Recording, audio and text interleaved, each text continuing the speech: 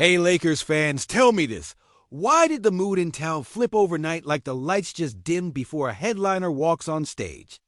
Why does it feel like the quiet conversations got louder, the whiteboard got bolder, and the plan just got a little more ruthless?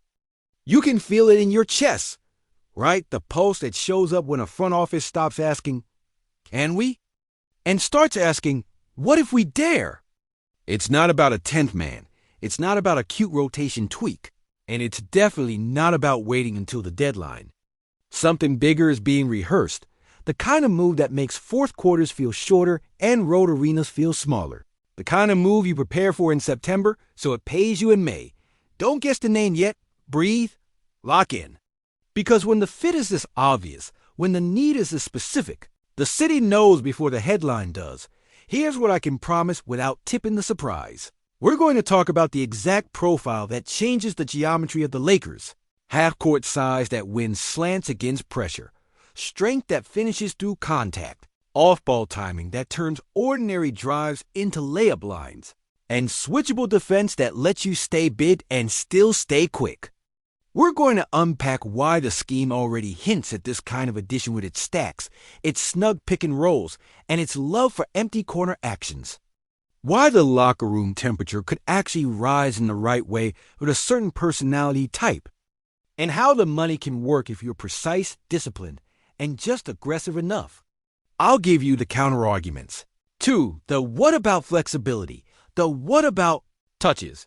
The what about paying now for points you might need later.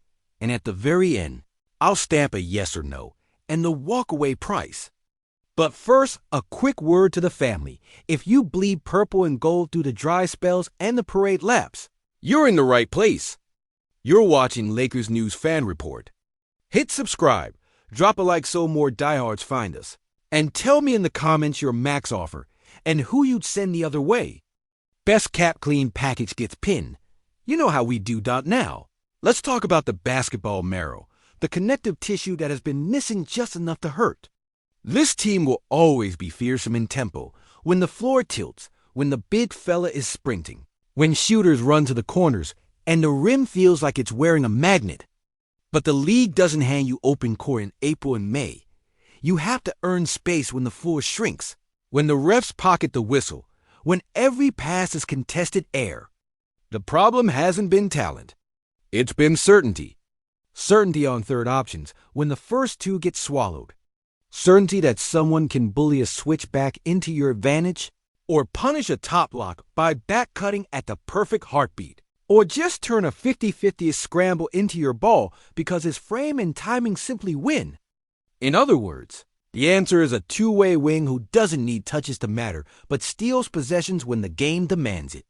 Someone who lets you say, our offense can be a B tonight, and we still walk out with a W, because their minus wasn't enough. Zoom in on the hints you're already seeing. More condensed spacing into burst cuts, more use of delay actions to force bigs to defend in space. A little more patience setting up the strong side decoy, while the real action happens on the backside. You don't scribble this stuff by accident. It's the prelude to a boundary player who lives in the gray threatening the catch and go without telegraphing it. Screening like a big and slipping like a guard. Punishing smaller defenders without turning the offense into a mud fight.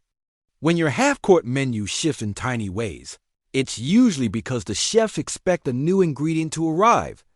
And that brings us to the reveal you've been itching for. The name that keeps surfacing in rooms where the blinds stay closed is Andrew Wiggins. Say it out loud and feel what happens to your shoulders. That even when he's covered, he's open frame. That playoff resume where the job wasn't pretty, but it was relentless. That blend of back cut timing, corner gravity, and defensive sturdiness across positions that lets you stay in your best lineups without duct taping your weaknesses. Picture him flanking the ball handler in snug PNR, screening into a mismatch, short rolling at the nail, or simply living in that right corner jail where help is a bad idea and rim protection goes to die. The Lakers don't need another star to dominate the ball. They need a star at doing all the things that let your stars be themselves. Fit first. Because fit is why this is even a conversation. Next to a primary who bends the floor and a big who bends the paint, Wiggins' value crystallizes. He thrives as the second cutter out of a stagger. He's patient in the dunker spot until the big commits, then quick enough to erase the help angle. And he gives you that old-school bailout, put him on the nail. Let him stare down a guard at the free throw line and make a defender choose between body and ball. On the other end, he's rangy enough to stay attached through flares and strong enough to chest up bigger wings without giving away the line. Switch, peel, scram, the playbook widens because the personnel allows it. The carrying cost of staying big evaporates when your wing actually guards like a wing and rebounds like a 4. Let's make this tactile with situations you can taste. It's late, the game slowed, and the other side just decided to top lock your best shooter and dig on every drive. Fine, you load the strong side with a decoy pin down. Bring Wiggins to screen the point of attack and turn their guard into a backline helper. He never wanted to be 2 steps of indecision later.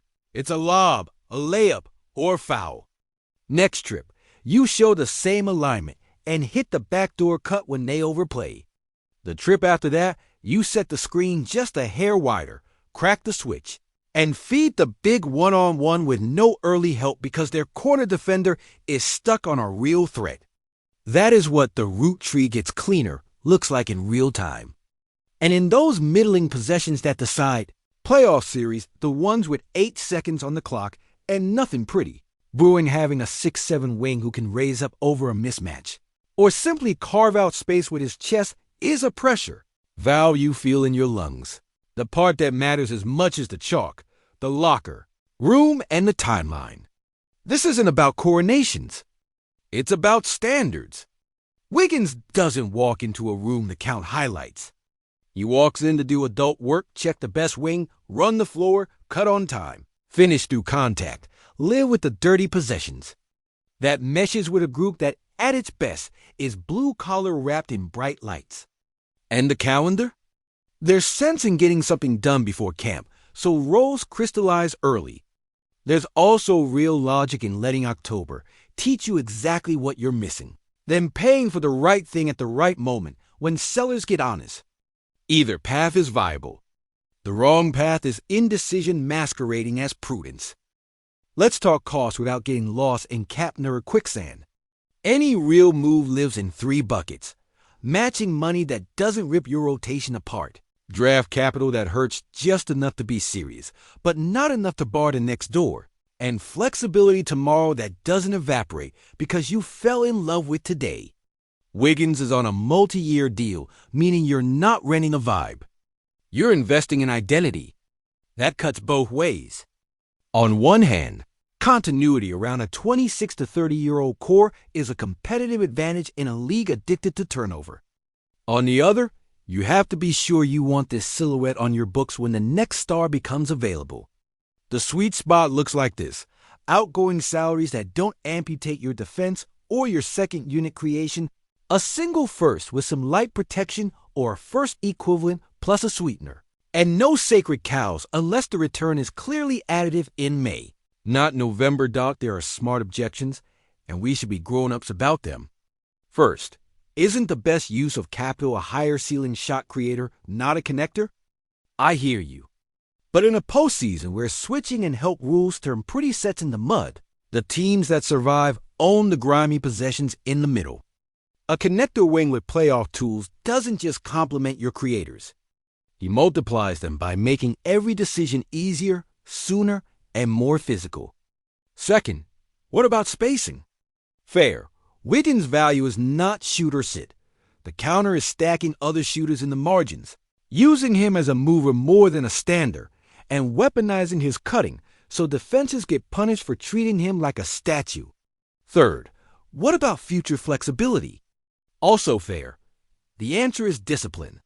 If the price creeps past a single premium asset into 2 firsts and a blue-chip young guy, you tap the brakes and pivot.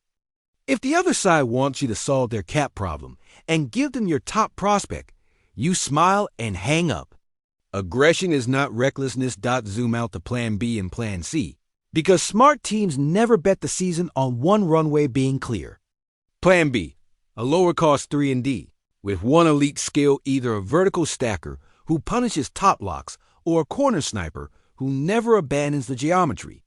That player won't change your identity, but he will stop the bleeding in lineups that currently get squeezed.